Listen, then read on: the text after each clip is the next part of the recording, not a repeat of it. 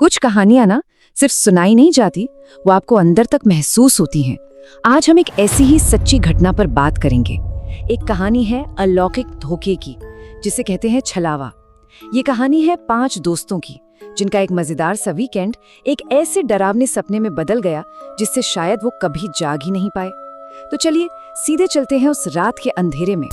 हर डरावनी कहानी का एक टर्निंग पॉइंट होता है, एक ऐसा पल जो सब कुछ बदल देता है। और उन दोस्तों के लिए वो पल बस यही था। उन्हें इस बात का जरा सा भी अंदाजा नहीं था कि जिस मौत से वो पूरी तरह बेखबर थे, वो बस कुछ ही कदम की दूरी पर खामोशी से उनका इंतजार कर रही थी। अक्सर ऐसा ही होता है ना, सबसे भयानक कहानियों की शुरुआत बहुत ही नॉर्मल, बहुत ही आम सी होती है। 5 दोस्त, कॉलेज से ब्रेक और एक सिंपल सा प्लान, बाइक पर रोड ट्रिप। पर उन्हें क्या पता था कि ये सड़क उन्हें उनकी मंजिल तक नहीं, बल्कि सीधे किसी अंधेरे के दिल में ले जा रही थी। तो कहानी है वरुण, करण, अरुण, अभिषेक और कार्तिक की। कॉलेज के दोस्त, बस थोड़ी मस्ती के मूड में थे। प्लान सीधा सा था, वरुण के गांव तक का 40-50 किलोमीटर का सफर रात में बाइक पर तय करना था। सोचिए, ठंडी हवा, पहाड़ों का वो रास्ता, सब कुछ एकदम परफेक्ट लग रहा था। पर कभी कभी जो चीजें परफेक्ट लगती है ना, वो असल में एक जाल होती है। और फिर वो पल आता है, वो एक पल जहां हंसी मजाक की आवाजें अचानक खामोशी में बदल जाती हैं। एक ऐसा पल जो हकीकत और वहम के बीच की वो पतली सी लाइन है ना, उसे हमेशा के लिए मिटा देता है। जरा उस सीन को इमेजिन कीजिए।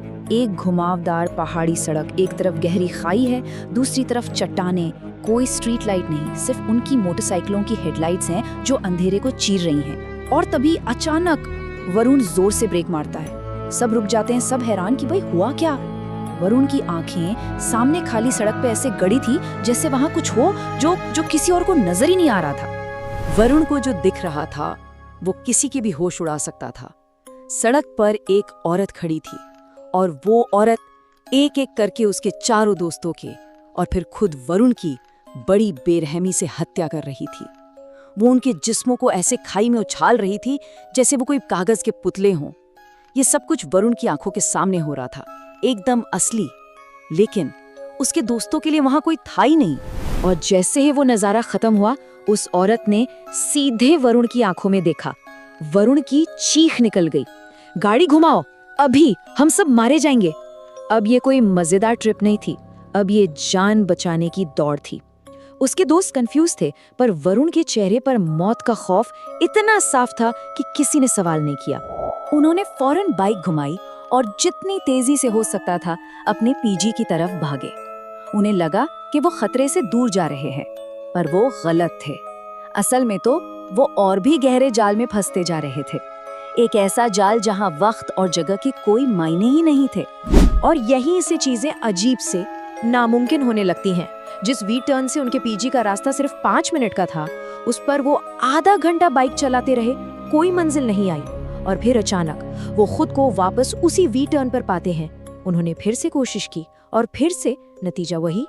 1 घंटा बीत चुका था और वो एक ही सड़क के टुकड़े पर एक अंतहीन लूप में जैसे कैद हो गए थे। अब तक वरुण के दोस्त भी समझ चुके थे कि ये कोई मजाक नहीं है। वो किसी ऐसी चीज का सामना कर रहे थे जो उनकी समझ से बिल्कुल परे थी। हमारी लोक कथाओं में इसे एक नाम दिया गया है, छलावा। एक ऐसा अलौकिक भ्रम जो अपने शिकार को फंसाने के लिए हकीकत को ही तोड़ मरोड़ देता है।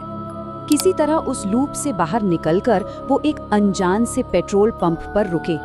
जब उन्होंने वहां के कर्मचारी से पूछा कि वो कहाँ हैं, तो उन्हें जो जवाब मिला उसने उनकी बची खुची हिम्मत भी तोड़ दी।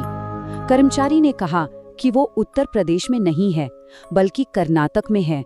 जरा सोचिए, उत्तर प्रदेश से कर्नाटक, 1500 किलोमीटर से ज्यादा का फासला, वो भी तब जब आप एक ही सड़क पर गोल गोल घूम रहे हों। और सबसे बड़ा सवाल, उनकी बाइक में इतना पेट्रोल आया कहाँ से? ये सवाल उनके दिमाग में घूम रहा था और उन्हें उस छलावे की असली ताकत का एहसास दिला रहा था। पूरी तरह से हारे हुए और डरे हुए उन्होंने मदद के लिए अपने फोन निकाले। उन्हें लगा था कि शायद अब ये डरावना सपना खत्म हो जाएगा। लेकिन वो ये नहीं जानते थे कि अब वो चीज उनसे सीधे बात करने वाली थी। जब भी वो अपने घर फोन लगाने की कोशिश करते, उनका कॉल आपस में ही किसी दोस्त को लग जाता। मतलब वरुण अपने पिता को कॉल करता तो फोन अभिषेक उठाता, जो ठीक उसके बगल में खड़ा था। वो बाहरी दुनिया से पूरी तरह कट चुके थे और कोई उनके साथ खेल रहा था। फिर अचानक अभिषेक का फोन लग जाता है। फोन पर उसकी माँ थी। एक पल के लिए उन्हें राहत मिली, लेकिन फिर उसकी माँ ने कुछ ऐसा कहा जो उनके पैरों तले से जमीन खिसका गया। उन्होंने कहा, वरुण से कहो कि वो ठीक उसी जगह पर वापस आए जहां उसने उस चीज को देखा था। और ये कहते कहते उसकी माँ की आवाज बदलने लगती है, भारी और डरावनी होती जाती है। अभिषेक के हाथ कांपने लगे और फोन उसके हाथ से छूटकर जमीन पर गिर गया। यहाँ तक कि बैटरी भी बाहर निकल आई। चारों तरफ सन्नाटा। और फिर वो होता है जो नामुमकिन है। बिना बैटरी के वो फोन जमीन पर पड़ा पड़ा फिर से बजने लगता है। ये कोई इंसान नहीं हो सकता था, ये कुछ और था, कुछ अमानवीय। जब अभिषेक ने कांपते हाथों से वो फोन उठाया तो सबके दिमाग में बस एक ही सवाल था, तो फिर लाइन पर कौन या क्या था?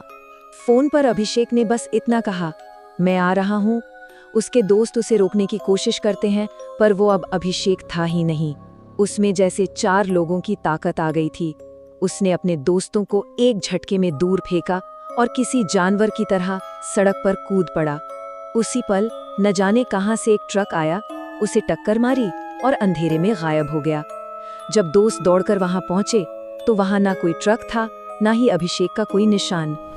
अपने दोस्त को अपनी आंखों के सामने यूं मिटते देख बचे हुए 4 दोस्त पूरी तरह टूट चुके थे। उनके पास अब एक ही रास्ता था, उसी सड़क से अपने पीजी लौटना।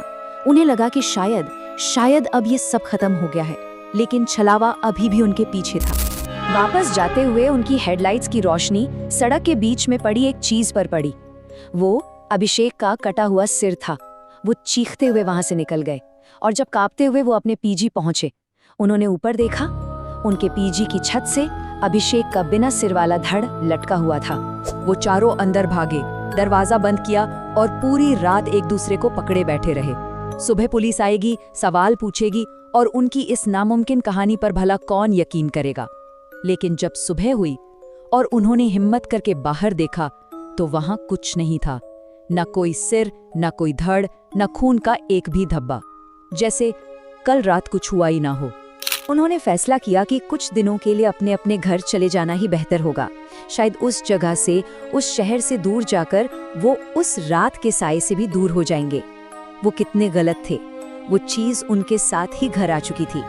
2 दिन बाद वरुण अपने घर पर था, मीलों दूर। आधी रात को उसके पिता की आंख खुलती है। वो खिड़की के बाहर देखते हैं तो वहां अरुण खड़ा था, बस चुपचाप खड़ा होकर एक अजीब सी मुस्कान के साथ मुस्कुरा रहा था। वरुण के पिता उसे अंदर बुलाने के लिए मेन गेट की तरफ जाते हैं, पर जब तक वो गेट खोलते हैं अरुण वहां से गायब हो चुका था। घबराए हुए वरुण के पिता ने उसे जगाया। वरुण ने तुरंत अरुण को फोन लगाया, ये पूछने के लिए कि वो ठीक तो है। फोन पहली ही घंटी पर उठ गया। अरुण के पिता की आवाज आई, लेकिन इससे पहले कि वरुण एक शब्द भी कह पाता, दूसरी तरफ से एक कांपती हुई, टूटी हुई आवाज आई जो बस इतना कह रही थी, वो अभी अभी रोने लगा है।